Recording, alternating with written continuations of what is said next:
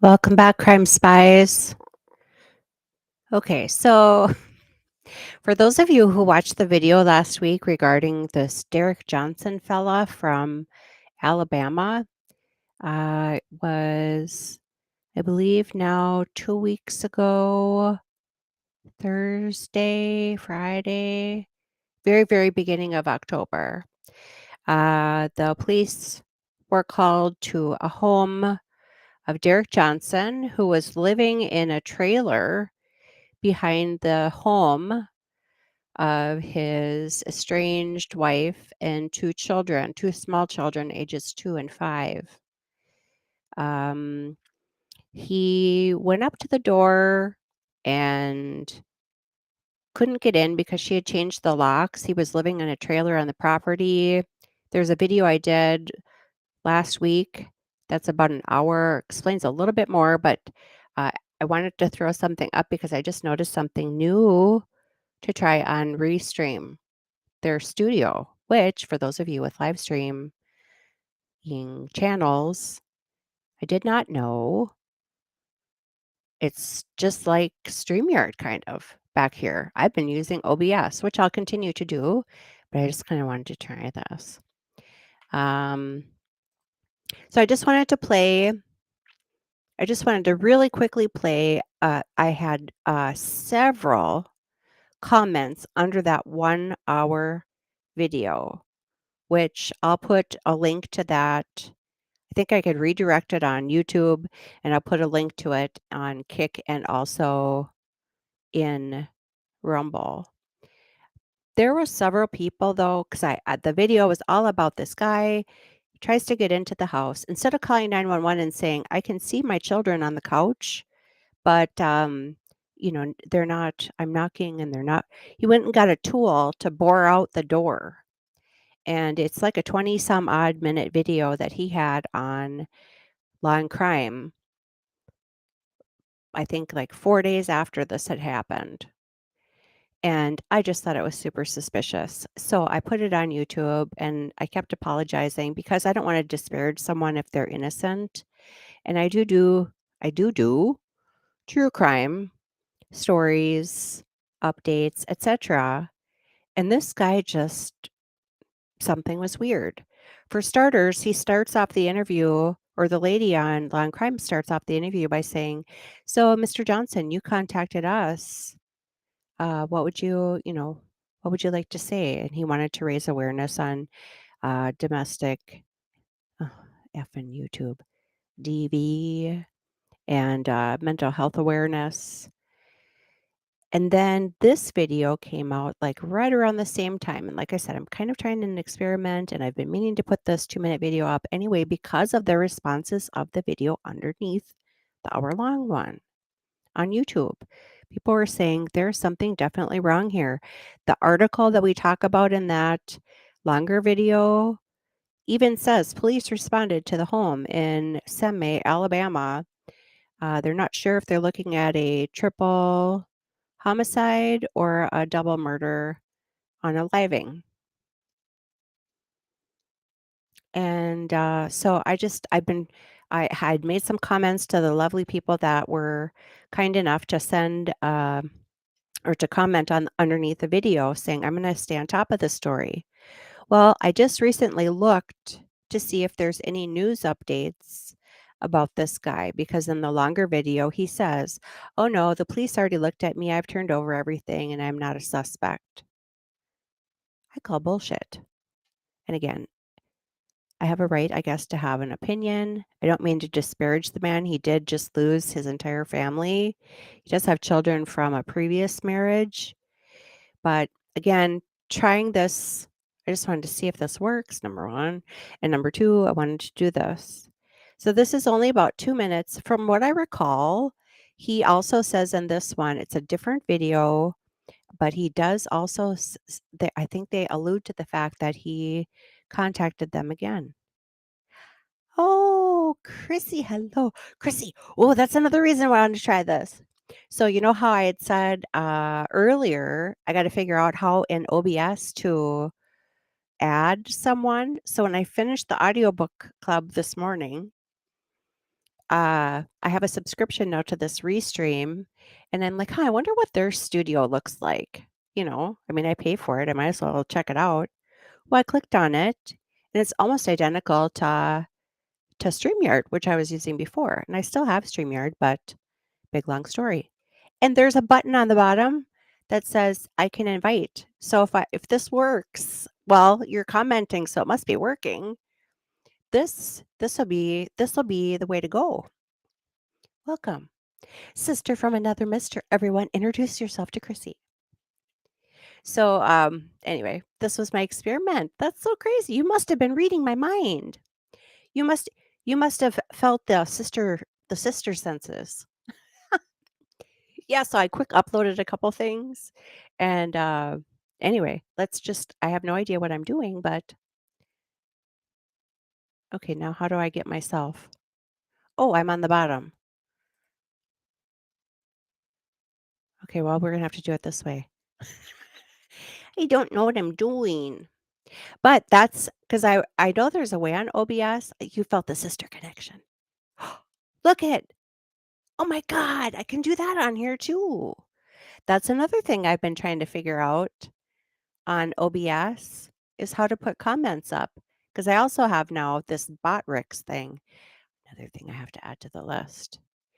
Now, the whole thing is, how does my Crime Spies? I keep getting covered up by my Crime Spies. Please hold. Oh, okay. Well, there. Now we can do all of it. Okay, so thank you for joining me this morning. I'm trying to figure this out. I count beans. Yay! I'm a bean counter. I do data analytics and finance stuff, but I'm no stranger to technology. It's just this is stuff that I would never need. All right, well, let's just play this 2-minute video, and at least now I know that this works. All right, all right, here. The man who lost his 2 young children and wife in an apparent murder-suicide last week talked to us for the first time today since he lost his family 4 days ago. WKRG News 5's Jeremy Jones is in our studio tonight, and Jeremy, Derek Johnson is the one who found the bodies, and today he talked you through that gruesome discovery. Yeah, he sure did, Pete and Roseanne, and he wasn't ready to speak with us last week, but he opened with us today. He said he spent the weekend in tears, still in shock, trying to still process what happened. I'm dead inside, and I've cried all weekend, and I just feel sick. That's how Derek Johnson is feeling after finding his wife, 37-year-old Nancy Johnson, and 2 kids, 5-year-old Mia and 2-year-old Jacob, dead in their home on Evergreen Court last Thursday.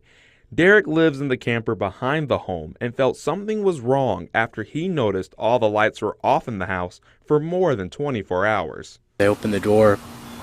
I noticed Mia and Jacob were laying on the couch with blankets on them, and I walked over to Jacob and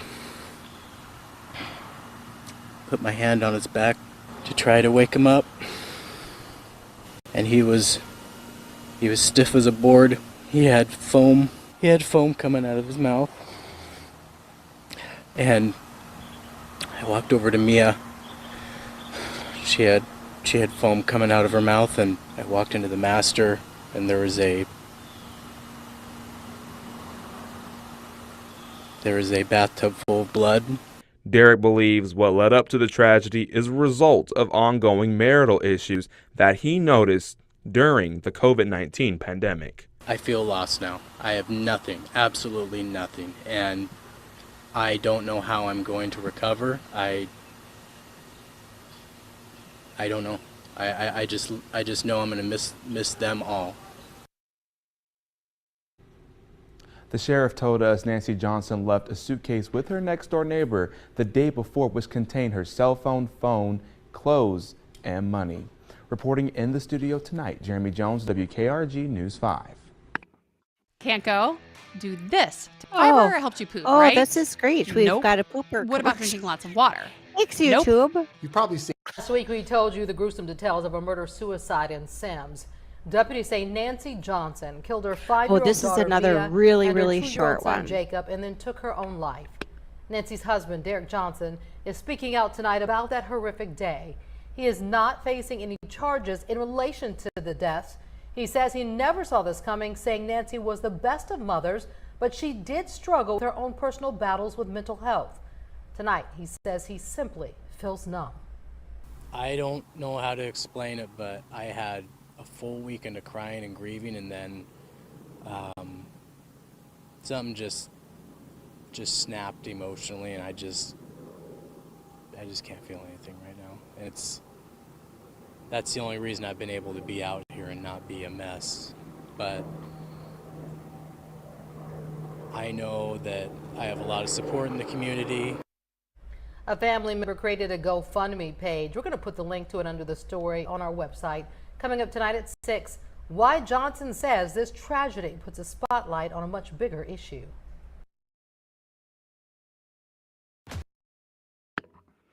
Interesting. Don't you think? Oh my God, this is cool. And in here, I can actually hit the reply button. So, will wonders never cease in the world of live streaming? So,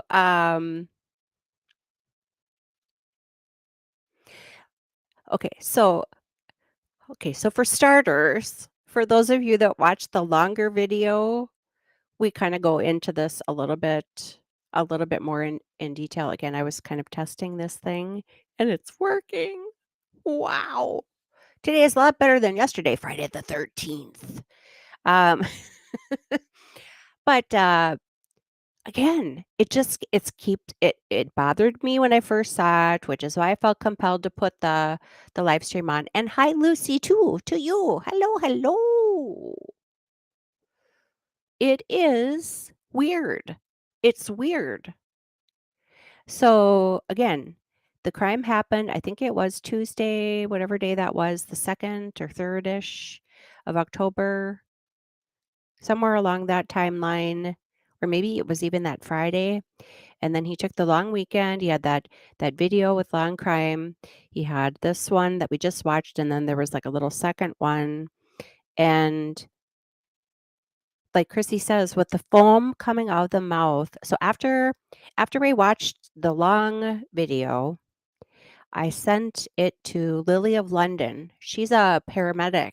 She's German, but she lives in London. And she's a paramedic. And so I had said something about, when when you look up, like, how does a mouth produce foam when drowning? And it's because they're breathing in water, but they're expelling the oxygen that's in their lungs, which creates the foam. So I said, how long after a body is deceased does the foam continue to expel out of the mouth? And she says something along the lines of, well, it doesn't expel out of the mouth unless you're using shower gel. I mean, she was trying to, make a point saying that that's just, it's not right. It's not that's from what I understood, it's not correct. So I have questions. And again, when I looked this up, was either yesterday sometime, I think it was yesterday sometime, to see if there was any updates, like had he been arrested? Are they, have they circled back, as Jen Psaki used to say, have they circled back and re-looked at him? Because in the longer one, he's like, oh no, I had, given everything over to the police. I am not a suspect. And I'm thinking, okay, well, that's just probably you saying that you're not a suspect. It's weird. So there. I'll continue to take a look at this. I don't know. It's very strange. Very strange indeed. Alrighty. So for that, and I'm working on some new videos. I played the one in the beginning. I just added some words. It's like a Halloween edition, Crime Spies video. I'm going to do something longer today. Chrissy, you're welcome to join me as a guest now that I've figured this out. I think it's just, let me just click on this.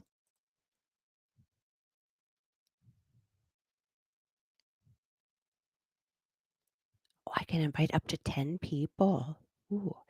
Another thing I was actually thinking for those of you on the true crime community, when cases break, I keep going back to that Jesse McFadden story out of Oklahoma. He was the guy that unalived himself after he unalived his spouse, her 2 kids from a previous marriage, and a couple kids that were spending the weekend. And that house is super weird.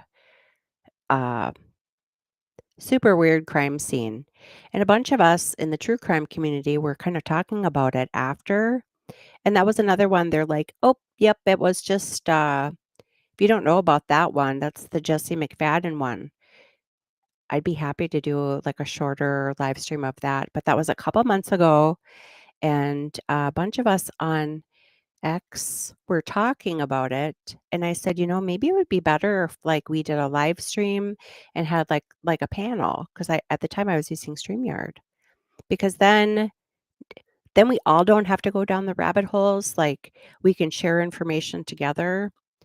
And I know Detective John on Crime Analyst 101, he's got like a weekly live stream now at night with Kelly D, his moderator. She's fantastic. But he's kind of one of those people on a mission to make sure that we're not spreading misinformation. This is a true crime community. We should be focusing on, making sure the perpetrator is caught and brought to justice and that the victim is remembered. Oh, another one you should watch is Catch Lisk interview on the shaming of Jay the other night. He is such an advocate of the victims. And, that kind of loses sight in this community. And it's kind of a shame. People are just like, oh, yeah, I'm going to jump on the true crime bandwagon to, cash in on people's tragedy. Well, yes, would it be nice to, recoup some of your expenses? Of course. But I think the mission should remain the fact that we're spreading information and not misinformation, number one. And number two, not losing sight of the victims and the victims' families. I know there's some people now that are not going to be mentioning like the perpetrator's name and not putting up like the perpetrator next to the victims. I think that's really important. Like you could use Koberger as an example. They're, electing not to say his name really and not to put his picture up next to, the victims in that case. I don't know, there's a lot of things going on. But the Jesse McFadden story is another one. Like, is it like a law enforcement cover up? They released the scene back to the owner. The owner started, dumping a bunch of shit into like a dumpster he brought. And then the family came and found a bunch of cell phones and found a bunch of computers. They're supposed to be having his code. Yes, Lucy. That's the one. That's the one. His parole officer. So he met his current wife, now deceased. He met his current wife while he was in prison, and his parole officer. What did they say, Lucy? Wasn't it like his parole officer had only gone to his home, I believe it was once, and I also believe he just like knocked on the door, didn't go in and check it out. Well, if you look at footage of that,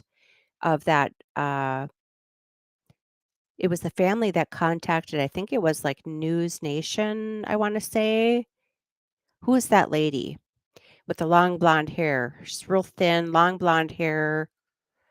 I don't know her name. But she had a couple reports on that Jesse McFadden thing too. Once every 4 to 6 months. But so the family contacted News Nation, Ashley Banfield. Ashley Banfield did a couple reports on it when it first broke. The family took videos inside. They found cell phones, they found computers. Behind the bed was like 2x4s or not 4x6s, 2x6s, I think it was, with like hooks drilled into them and chains. I think there was chains even, like, like a handcuff could be attached to. The kitchen counter had like a same kind of thing that you could you could literally like chain someone up to. Why would you need that in the kitchen counter? So then there was some more buzz about it. The police took back over the crime scene, and then shortly thereafter, like, the whole thing dissipated. Well, how weird is that?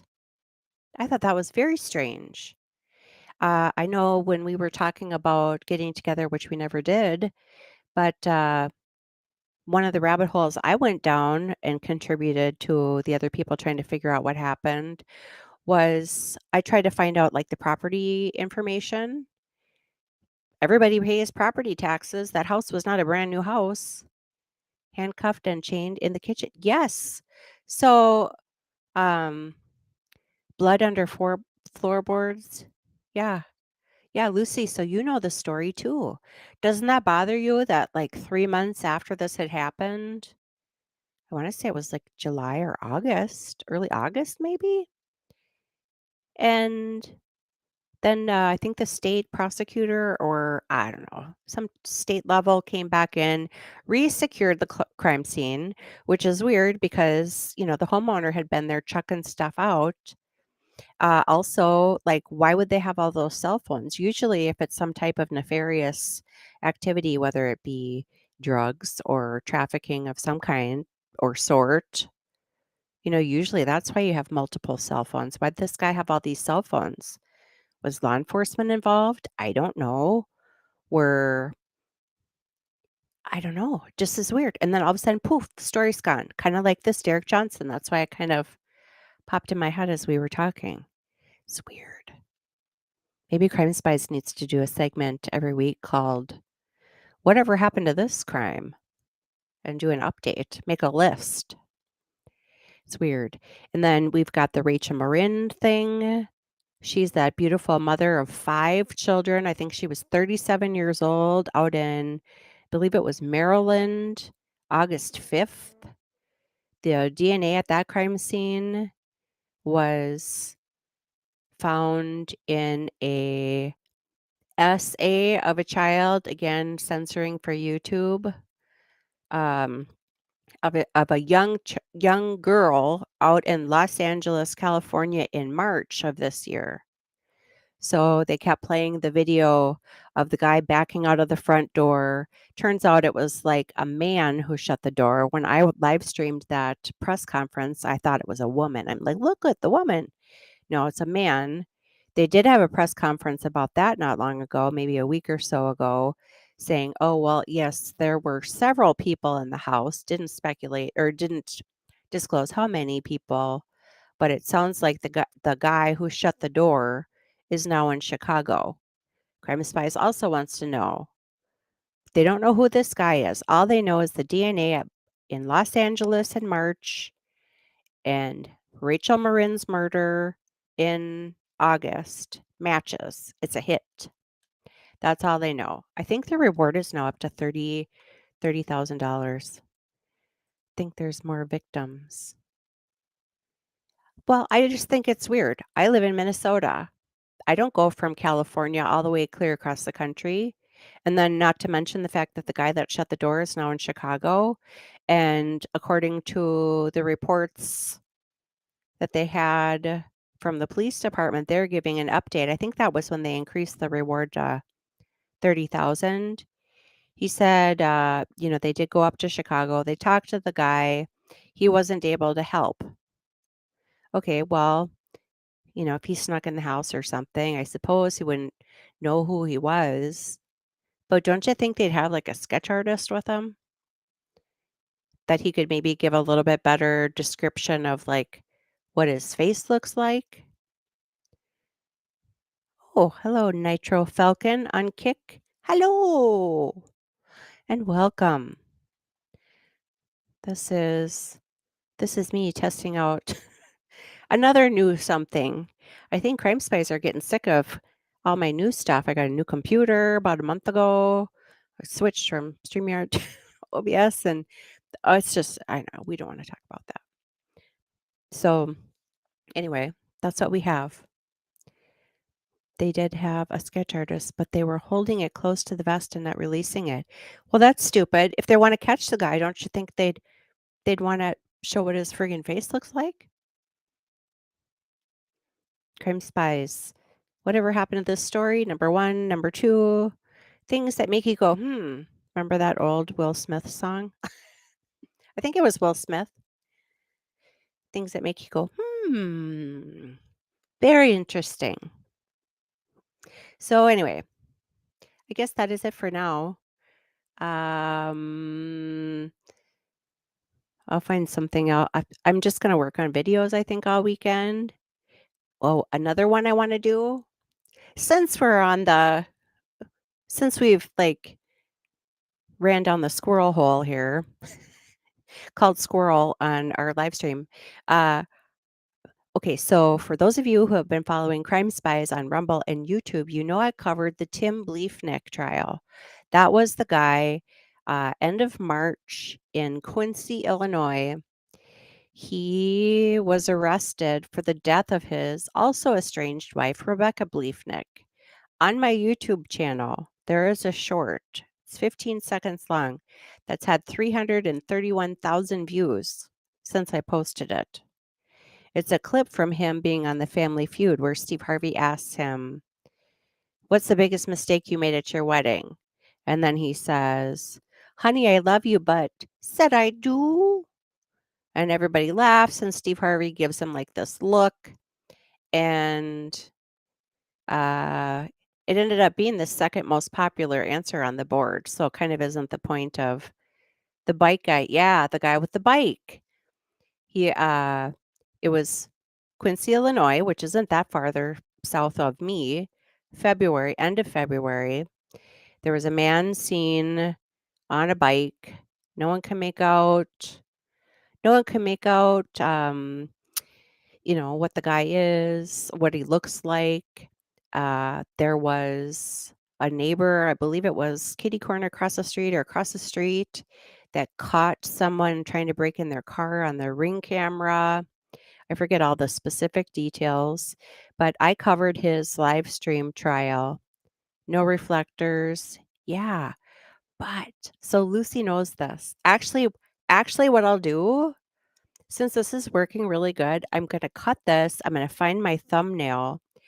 My point, what I'm trying to get at, Crime Spies Rambles, is 48 hours, not yesterday or last Friday. So 2 Fridays ago, beginning of October. 48 hours had an episode on that case. And Tim Bleefnick, actually, this kind of loops back into this guy, Derek Johnson. Okay, so don't hate me, but when Tim Bleefnick got convicted, so he got found guilty, he's going to probably spend his whole life in prison. I thought there were some things that were kind of sketch. And, in our criminal justice system, it's supposed to be reasonable doubt. If there's even a hint of reasonable doubt, you're supposed to err on the side of not guilty. But they found him guilty. I mean, there was some things that were really weird. And on the verdict reading for that, at the end, I say, God, I don't know. I mean, there is, it could be reasonable that this other guy that was like breaking into homes, that could have been him. And then, that was the end of it. Well, 48 hours has an episode, and he's interviewed on there, and so is his attorney, Casey Schnack. And what ended up happening was, by the time I got done watching it, I even had more reasonable doubt because he's interviewed on there. Now, maybe if I watch it a second time, I'll go, oh, yeah, he's guilty. But, I mean, he is finding an appeal. But considering that we all kind of feel the same way about this Derek Johnson, and how something is just not right with him. For those of you that do or do not know about this Tim Bleefnick, who's convicted, he's in prison, he's going to be there forever. Maybe, we're kind of on the same page with this Derek guy. Maybe we'd be on the same page with Tim. Maybe he didn't get a fair trial. I don't know. I count beans. I'm asking questions, things that make you go, So it's interesting, definitely interesting. So what is it? 12:30. Yeah, maybe I'll go pull that Chrissy. I don't know if you're busy today. If you wanna, it's only like for like 50 minutes is the episode, so it's not super ass long, but um just throwing that out there. It's that's like the key.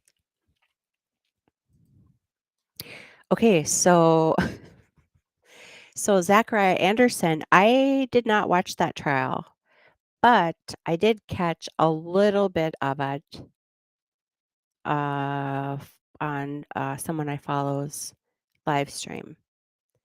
I caught towards the end, and I caught a couple, clips from the news. Just because that's in Wisconsin, and it's not that far away from here. I mean, it is far away, but I'm Minnesota, Wisconsin next door. Anyway, um,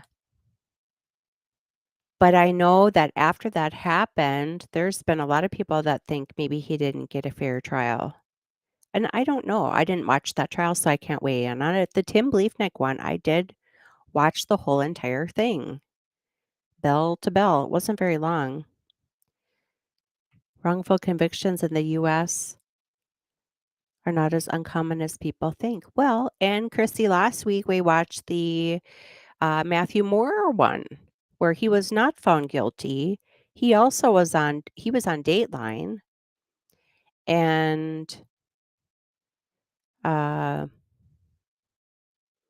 I don't know. I mean, again, is social. I've said this before to some of the lawyer friends that have live streams. Steve Gosney's one. I know Peter Tragos is another one that I, like to hop in when I have time. And I've asked both of them, like, back in the day when social media wasn't such a big thing. Like, for example, use the O.J. Simpson case. I remember watching that on TV, but when I went to go talk to people about it, it was people I worked with or my friends or my family. Nowadays, like in real time, you can go on Twitter and say stuff. And again, that's kind of like this Detective John's channel on YouTube is with him, his whole thing is, coming from a law enforcement background, seeing the misinformation spread so rapidly all over the place. You're disservicing the judicial system. You're disservicing the victims and their families. You're disservicing, in some cases, the defendant. Because again, like the 48 hours thing with Tim Bleefnick had said, they called it, I even called it the Family Feud murderer. But when you actually sit and think about it, again, he was on the Family Feud. There's no disputing that. They happen to have a question about what's the biggest mistake you made at your wedding. He happened to get the second most popular answer on that. And that they talk about that in the 48 hours episode. So I think that is that would actually be another great Crime Spies episode too. I think I said that last week. Wrongful convictions. But when does social media interfere with the judicial system? I think it does. Additionally, I think the mainstream media is humongous to blame because they're the ones, law and crime, who label these trials the Family Feud murderer. What was Megan Emmerwitz is another one. She was convicted. She's the 18-year-old I've talked about several times. I covered her trial too. She threw lie. She was mad at her dad, throwing a temper tantrum the day after her 18th birthday, going to her party. He's drunk and naked on the couch.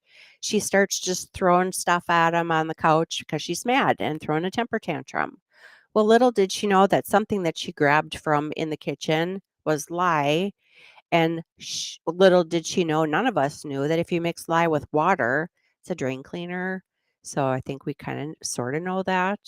I know lye because that's what lutefisk is preserved in, and I'm Norwegian. So anyway, so she was convicted, and if you if you watch that trial, on the verdict reading at the very end, I went on and rewound back like 4 times the brother. I'm like, something is weird with the brother.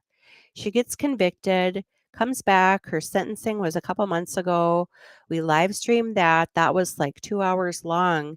And the judge actually, even though she was found guilty from the jurors, the judge actually gave her a break. And she had this big long statement. It'll make you cry your eyeballs out. So the judge in that case kind of righted the wrong.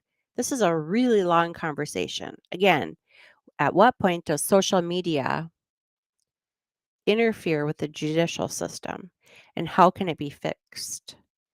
I don't know. I'm not an attorney. I count beans.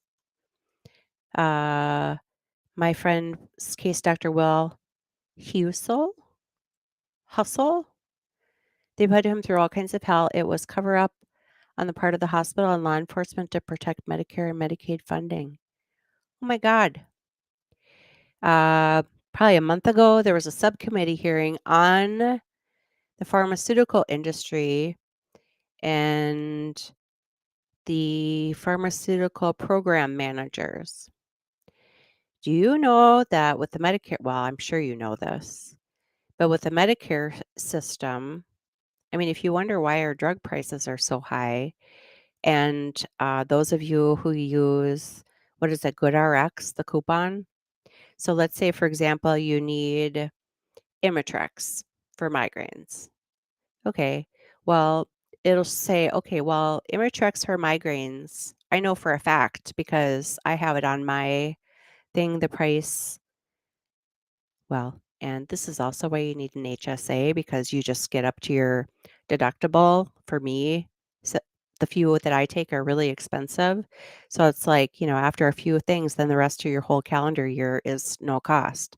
But those Imitrex injections I get are $300 each. It's $1759.99 for 6 Imitrex shots because you only get 6 per month. And that's $300 a headache. You have a headache, you give yourself an injection, that's $300. So the whole subcommittee hearing, which I'm pretty sure is only on my Rumble channel, was all about the pharmaceutical industry, and the whole reason why stuff like using that as an example, the whole reason why it's almost $1,800 for 6 of them is because of the kickbacks that they get, the program managers, etc. It is a shit show. And it kind of appeared that both sides of the aisle were sort of on the same side, but here we are a monthish later and nothing has happened. So I believe that 100%. People are getting kickbacks. I mean, who would think that one headache would cost $300? And actually the generic version in the pill form that you get 8 per month. My daughter gets that and that's like $100 and some dollars, the generic. Dang, yeah. Isn't it crazy? It's insane. I mean, that's just like one example. Yeah, so for her, just the pill form is like $10 a pill. Holy crapola. So there's a lot of wrongs. There's a lot of wrongs in the world of pharmaceuticals and criminal justice. But yeah, I'd love to rewatch that, and I'd love to get your feedback on that Tim Bleefnick one, especially Lucy, you with being the fact that you are very familiar with how that case went. It'd be interesting to get your perspective on that. So there's that. All right. Well, I will get that set up. Chrissy, let me know if you want to, and actually Lucy too. Um, put in the comment section below if you want to watch that, like what would be a good time, or put in the chat. Like, I mean, I don't have to do it today, but I could do it over the weekend. I'm just going to be working on videos, trying to. That's another thing. You got to figure out the freaking software for this. Then you got to figure out each different platform. Then you have to make your videos, your intros, your outros, your kitten waves, like I did yesterday. Chrissy, I started sending her a whole bunch of videos. These are ones I did 4 years ago. That's kind of funny. But yeah, if you want, if you want, I can do that Tim Bleefnick 48 hours one. I could probably start it on all 3 and then put my redirect link. Yeah, those video the kitten videos. Actually, I think I said to you, or maybe I said it to you and my daughter last night. I'm like, just watch. 7 months now, CrimeSpies has been, slowly growing. And I said, just watch now that I did a new Mama Meow one, which is like, what, 30 seconds long. Just watch. I'll wake up tomorrow and I'll have like 100 or 1,000 subscribers on my YouTube channel. Because I've got a whole bunch of Mama Meows. Well, actually, so I used to send those because we have 2 sister cats here before we got Poppy. The 2 sister cats, I think, are almost 9. Lila and Lulu. They're named after my grandmothers. And when the kids were, I think when they were in middle school, they'd always send me text messages and say, Mom, how's my cats doing? And so one day I just took Snapchat out, and I am not a fan of Snapchat, but that's the only one I could think of that would put on some kind of like, goofy thing on your face. So I tried to find one that was like a cat or a rabbit or, something with whiskers and ears and like the voice changer. And then I channeled my what is it, Steve Irwin, that crocodile hunter from Australia, down under, mate. And I'd say, good day, mate. Today we've got search for the domestic feline. So I tried to like do that. Let's see what we can find. And then I would do it like, he died like 20 years ago, but he would always like go up to like a crocodile, and try to. So that's how it got started. And there's got to be like 100 Mamma Mia videos. Search for the domestic feline. Ooh, look at here. Oh, there's one that's really funny. It's like, oh, what do we have here? Oh, look at this. Is just extraordinary. And then I said, it looks like this one has been caught in some sort of tornado because her room was like really messy. Oh, you poor thing. So maybe I should do a whole channel called Mama Meow, past and present. Because Lily she's like, do some with Poppy. So yesterday the whole one was okay, so when she used to be in cross country, she lettered 4 times on the high school varsity cross country team. No, she lettered 4 times in track, but she was also on the varsity cross country team when she was in 8th grade. And so I called her Lil Kapow, which is her first name is Lily, her middle name is Kay, and her last name starts, well, never mind. Anyway, so I'm like, call her Lil Kapow. So I'm like, maybe Mama Meow needs to hand over the reins to Lil Kapow. They are really funny. And then there was one where I put on, did you ever see the movie Princess Bride? And my name is Inigo Montoya. You killed my father, prepare to die. That one, that guy. Uh, there's this funny Snapchat filter that gives you these big giant eyebrows and this little tiny mustache and kind of distorts your face a little bit. So I'd say, my name is Inigo Montoya. And the cat had pooped on the carpet. I have one, Lila. She does that. on occasion, more than I'd like. And the kids were at their dad's house, and so I did that. My name is Mama Meow. You shit on my carpet, prepare to die, or something like that. Or no, I think I said, the damn cat shit on my carpet again, or something. It was really funny. So, alrighty. Oh, hi, Jamie. Jamie with the headbands. No, I don't have it up here. So, for those of you who are on YouTube, see Jamie here, this one. Oh, so kind of you, Jamie. Hello. She has these awesome headbands that I actually have some of. It was right there not too long ago. It doesn't matter. And I'm like, "Did you get those on YouTube or on on Amazon?" And she's like, "Yes, I did." So every day when I check in, oh, Chrissy, she's another one. She's on Mo in the Deep End. And I'm not sure, Chrissy, if I told you about Mo in the Deep End, but Mo in the Deep End is, yes, I did. Because she's the one that is was live streaming kind of back and forth between the Maya trial, Take Care of Maya trial, and Boy in the Box trial because she has the same um, condition that Maya has. And Chrissy, you've got that, I believed. Well, I shouldn't disclose people's medical information. Uh, and Mo in the Deep End was referred to me by Sal. And Salvador told me about Mo. And then when I started watching Mo, and then Jamie comes on, and then so now when Chrissy, trust me. Lucy, if you don't know who Mo in the Deep End is, you too, you will love Mo in the Deep End. She's so great. And then Jamie pops on, and if Jamie's not on yet, but I see her in the chat, I'm like, Jamie, what color is your headband today? And she'll say, it is purple and white tie-dye. It's really cool. But you know how like people CRPS, yeah. I'm sorry I disclosed. I should have maybe said I'm sorry. Yeah, so Jamie's on there several times. Yeah. Um and then who's the British one? Or I think no, she's from Australia, I think. Can't remember her name now. Eris, I think is her name.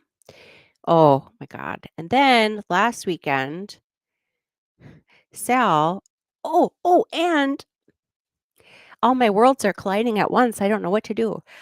So this morning I woke up, and I always wake up on Saturday morning, have my coffee, and check out and see what Dateline had on. This morning I turned it on, and there was actually 2 episodes that I hadn't seen. One I think was from the other day. Jamie, guess who it was? It was Mark Jensen. Dateline had a Mark Jensen episode, so I watched it because Salvador on his YouTube channel last weekend, he has spent the money to get all this documentation that was provided in Mark Jensen's trial, which I will completely do it wrong. Peens of our lives. So you know the old. So last Saturday, honest to God, I had it on. I think I was crocheting and I was working on some videos, and I had it on.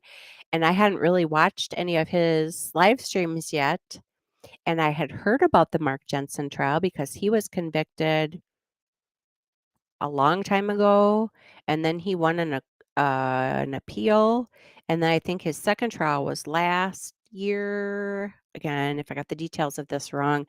Also in Wisconsin, Chrissy also or no, maybe this wasn't it. Wasn't his first Jamie would know this. His first trial was that the same judge of Rittenhouse and Zachariah Anderson, I think. The first judge. Again in Wisconsin in Kenosha. Super weird. So last Saturday I had that on and I thought, what's this all about? It was Sal and okay, yeah, see Jamie, she's so intelligent. Make sure to follow Jamie, Mo in the Deep, Sal. Uh so I think the crime happened in like 1998 is what I'm thinking. late 90s. I could be wrong.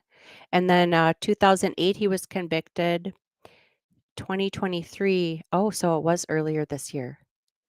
Maybe we can do a double feature tonight. We can do first judge, yes, Rittenhouse judge, yeah. Yes, 1998 was the crime. Yeah, because it took him a super long ass time. So Sal has invested in a whole shit ton of documents, and it's Mark Jensen's diary, basically, where he has diagrams that I think it's been ascertained that he got the details from interrogating his wives, I think.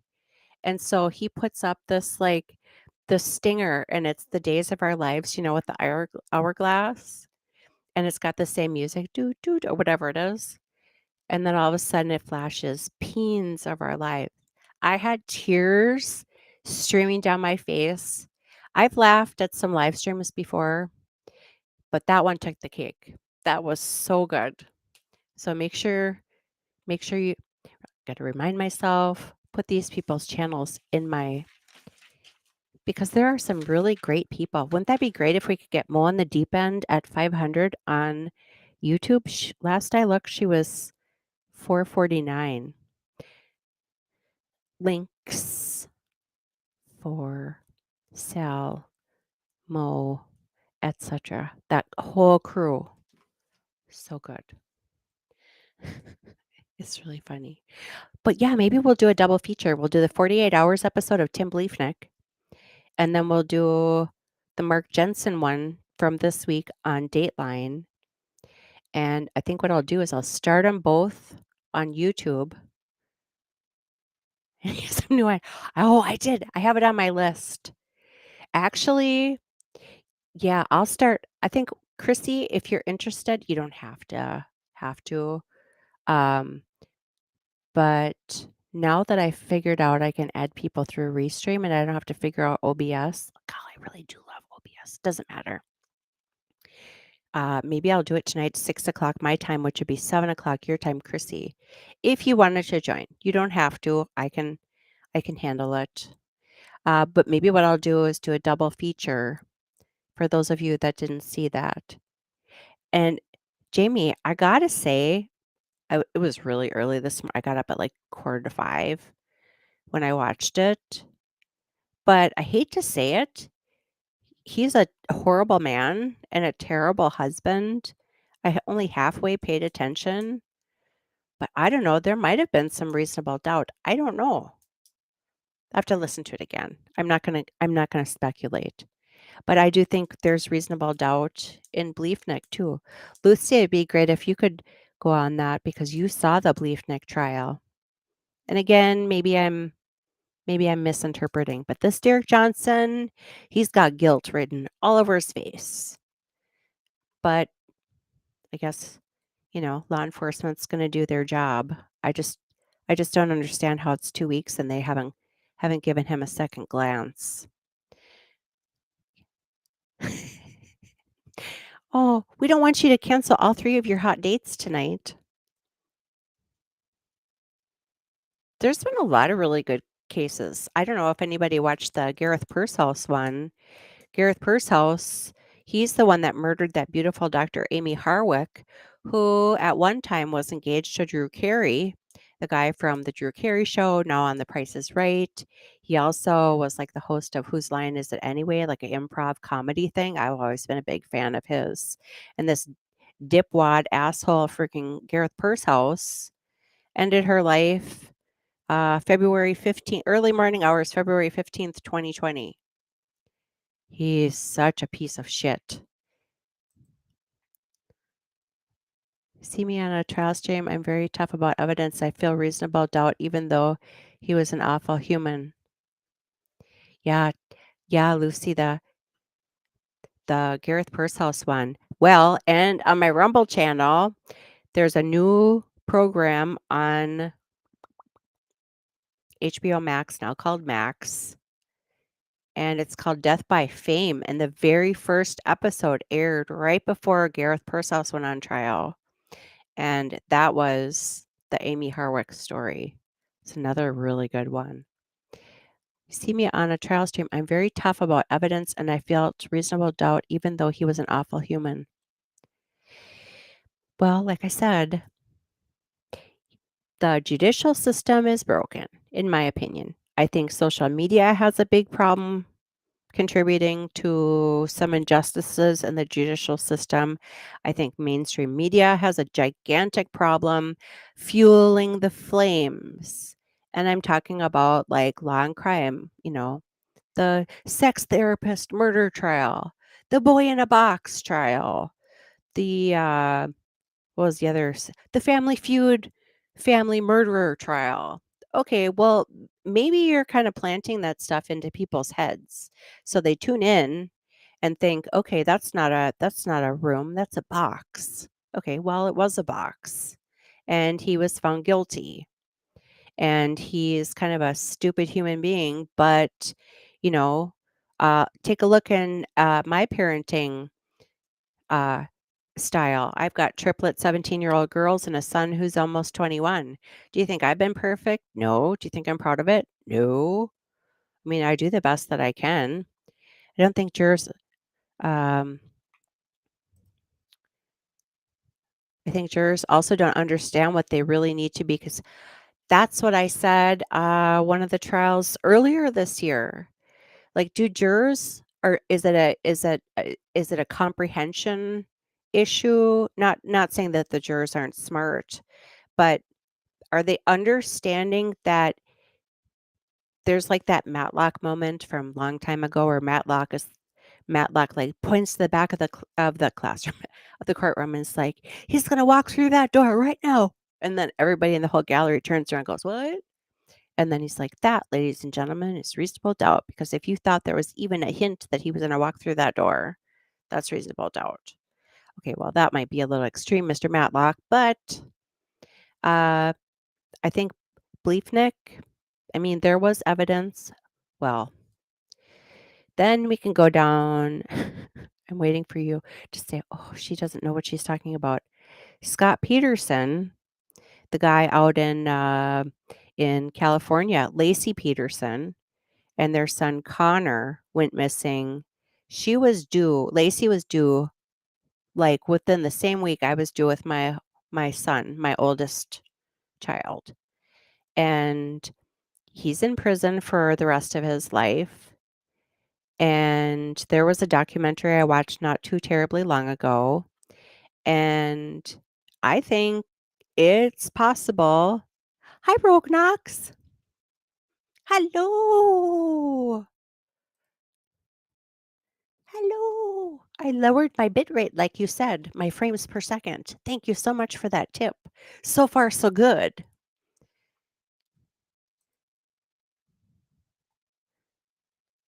Yeah, okay, so you're going exactly down the same. So in this documentary that I watched, they had said there was a burglary that happened across the street that day. A burglary. And by the time her body was found, it had already been public news that he had gone fishing on that lake. Was he a friggin' jackass asshole cheating on his wife and all his lies? Absolutely. If you can poke holes in the state story, the evidence, then that's doubt to me. Yeah, same thing. So again, with Scott Peterson, there was a break-in right across the street. The dog was found just like wandering around. Is it possible that she was murdered uh, or nabbed? I don't know, by the people from across the street. Did they investigate it? Not that I heard. Bleefnick, burglar across the street. I'm not saying that happened, but it just seems like every time the question was asked, did you explore the situation? The answer was always like, no, we really didn't go there. Okay, well, then how can you convict a man? Another one, again, don't hate me. The Menendez brothers. There again, California, in prison for the rest of their lives. There's that new documentary series on Peacock called Menudo and Menendez. We watched that one on Rumble during the Letitia Stauch trial, the day that we were waiting for Letitia's verdict to come down. And Roy, one of the guys from the original set of Menudos, filed charges against Menudo's manager. And it's a 3-part documentary. It's in Spanish and English. There's a lot of subtitles. But he talks about going to Jose Menendez's house. He talks about going into the dining room and having, at a young age, 13, 14, 15-ish, being offered a glass of wine by Jose Menendez, who he said, "Oh, I'm not gonna, I can't drink that. I'm a young." And Jose is like, "How dare you disrespect me? That's a very expensive glass of wine." And then wakes up hours later, drinks whatever that was roofied, wakes up later with pain. I think you can guess where, uh, and bruised and bloodied and you name it, and was And then, the next morning, that was when Menendez was signed on by RCA Records by Jose Menendez for $2 million or whatever it was. Why it took Roy 30 years, I don't know.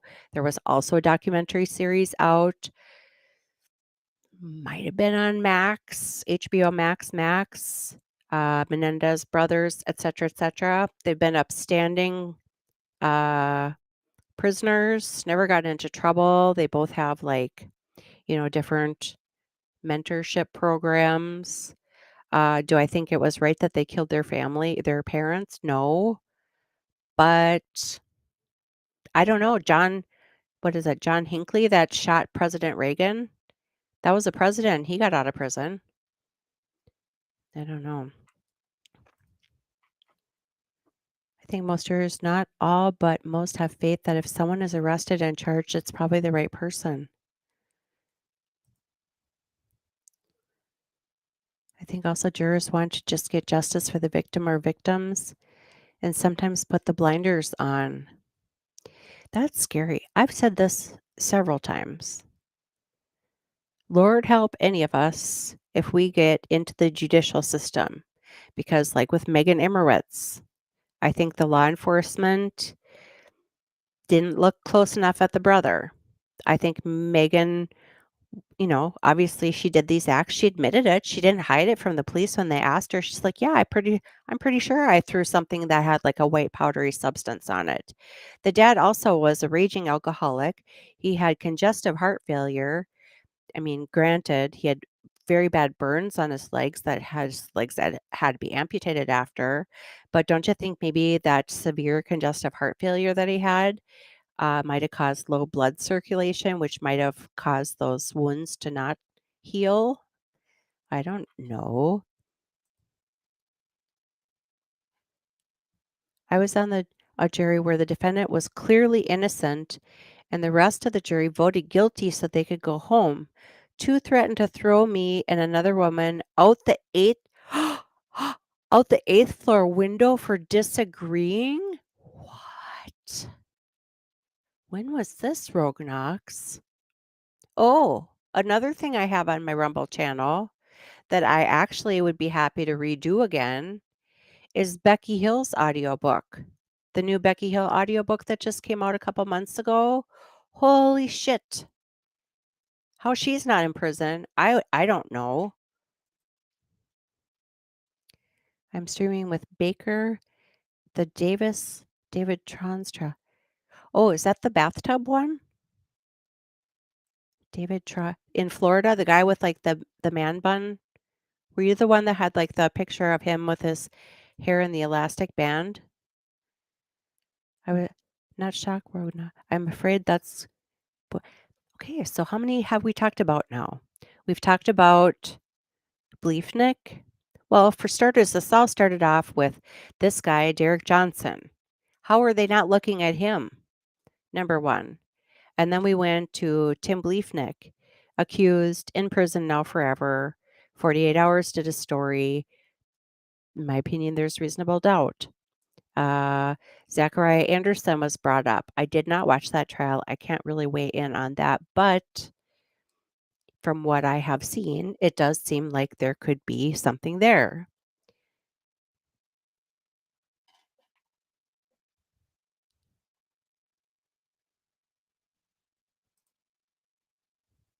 It resulted in a hung jury because we stuck on our verdict. Well, that's how our judicial system is supposed to work.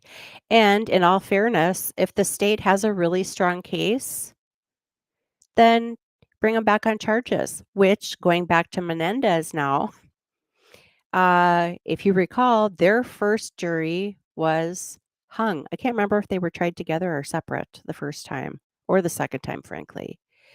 And in this Menendez plus Menudo documentary, they go through testimony from the Menendez first trial from the cousin, who is also in the documentary, from the cousin's mother, who is Kitty's sister, who is also in the documentary, saying these boys were abused. Yes, they killed my sister, but they should be paroled, or they should be let out of prison. They should be able to live their lives. This is the victim's sister saying this.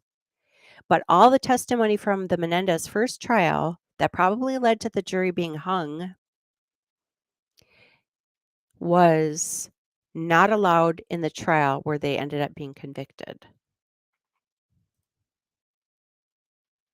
Jump on a stream with MLS. Good to see you, Jamie. I'm almost finished. I'm almost finished. So I wanted to see MLS. I think it was yesterday, and then I want to see Sal, Peens of Our Life, part 2. So if you want to laugh, I know Chrissy, you got some things to do around the house today. I would strongly suggest if you're looking for something to watch, do those. Maybe I'll put up a poll. Because all of us sitting here talking, Rogue Knox has been on a hung jury, was threatened to get thrown out the window. If you listen to the Becky Hill audiobook, I can either put the link to my live stream on my YouTube channel for you. Well, no, YouTube's poo-pooing that now. MLS is doing Turtle Boys. Oh, I do want to see that. Hey, Christy, did you see this? And then Sal after. Yeah. I think that's where I'm going to head, Jamie, after I'm done here.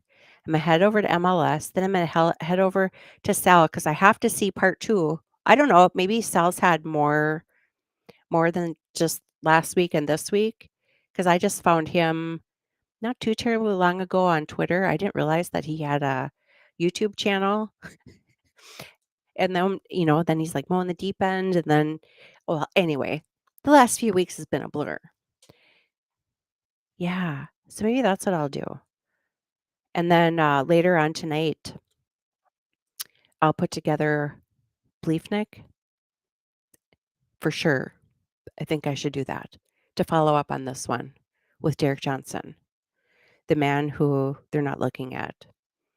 But isn't that interesting now, just in an hour's time, how many cases we've discussed that, collectively, we're kind of on the same page as far as, if there is reasonable doubt, how come the jurors are so afraid to convict or to acquit? Even Megan Emmerich, there was reasonable doubt all over the place. Like I said, when the judge sentenced her, you should really watch that. That's like 2 hours long. She gave this long statement, hearing what she had to say, reading her body language. I mean, I was convinced it was heartfelt. I don't think she was faking it in any fashion. And the judge gave her basically a break. Time served and probation, and it really made you kind of go back to having a little bit faith in the judicial system when, in my opinion, the prosecutor was a little overeager, and I think law enforcement should have taken a little stronger look at the brother. And I don't think she realized, I mean, how many of you knew that lye and water combined would have, like, horrible burns? like I said, our lutefisk growing up, well, still to this day, I'm pretty sure they still soak it in lye, which, you know, lye in water makes burns. Thermo something or other effect. Alrighty. It di- I didn't. I didn't. Oh, you didn't know that lye and water mixed together. She was 18 years old. She was in the middle of throwing a temper tantrum. For all we know, she threw the lye powder on him and then left in her, fit of 18-year-old tantrum rage. She'd just turned 18 the day before. And then, he's drunk on the couch. Who knows? He didn't fall asleep and pee his pants. I mean, we don't know. But this is definitely an interesting subject. And I'm so glad you are here. I'm so glad I did this. I'm so glad Chrissy's here and Jamie and Lucy and Rogue Knox. Thank you very much. Oh, the Darlie Rooter one is another one. Wrongful conviction. I lived in the neighborhood that she did. There was tons of reasonable doubt and evidence to dispute her conviction. Also, Darlie Rooter was on a Dateline 48 Hours 2020 episode. 2020, actually, last night, did the Jacob Wetterling story here in Minnesota. I remember that weekend that he went missing because I was like 19 years old.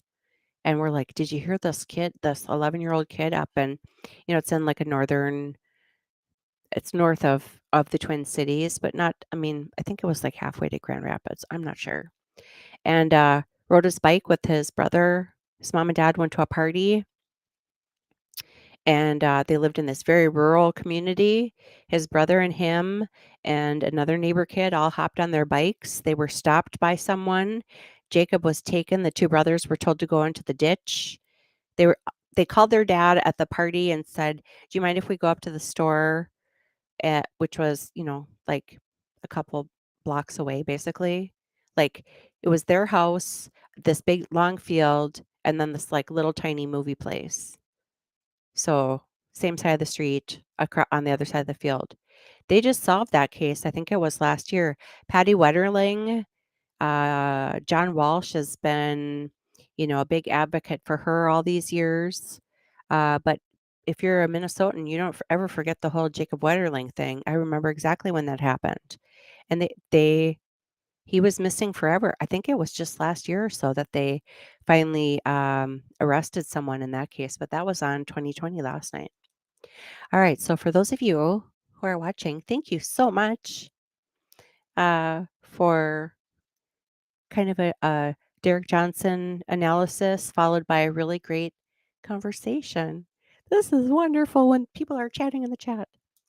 And I encourage all of you to go check out MLS. Jamie, who is in the chat, well, at the very least, go check it out. MLS, Making Law. I'm sorry if I get Making Law something or other. I'll find the link and put it in. If anything, just to see Jamie's headband today and see what color she has.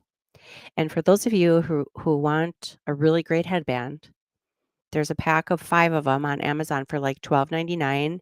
They're the kind that like kind of expands if you want a little bit more coverage, or you can kind of scooch it up. Comes in solid colors. They come in tie-dye colors. She has several tie-dye colors that I do not have. I actually have a few in my Amazon cart. They're great. They wash up great. And the tie-dyed one, I think it's like a red or a pink, was just here. So, all right. I'm so excited that this restream thing worked. It was like very impromptu. All right. Well, for now, I will say goodbye, and I will add some things to the description box below, or I'll just keep rambling and repeating myself. Have a great day. Thank you.